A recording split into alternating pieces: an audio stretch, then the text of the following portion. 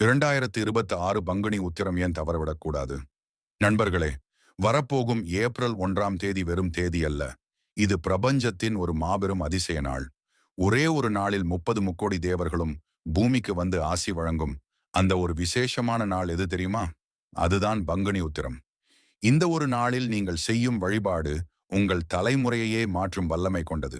அது எப்படின்னு தெரியுமா? வீடியோவை முழுசா பாருங்க. கடைசியில் ஒரு முக்கியமான பரிகாரமும் சொல்றேன். ஏன் இந்த நாளை எல்லோரும் ஷேர் பண்றாங்க? ஏன்னா இது தெய்வீக திருமணங்களின் திருவிழா.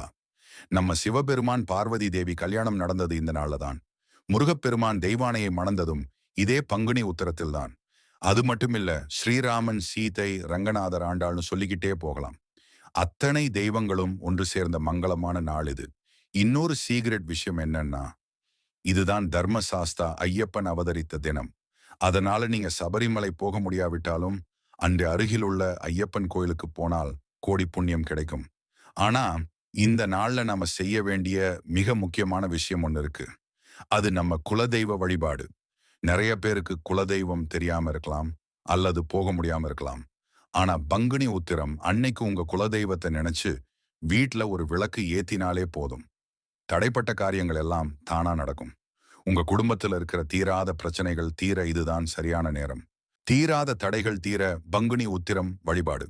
நண்பர்களே, உங்கள் வீட்டில் நீண்ட நாட்களாக திருமணம் தள்ளி போகிறதா? அல்லது கணவன் மனைவி இடையே அடிக்கடி மனக்கசப்பு ஏற்படுகிறதா? எல்லாம் இருந்தும் ஏதோ ஒரு தடை என்று வருந்துபவர்களுக்கான மிக எளிய பரிகாரம் இது.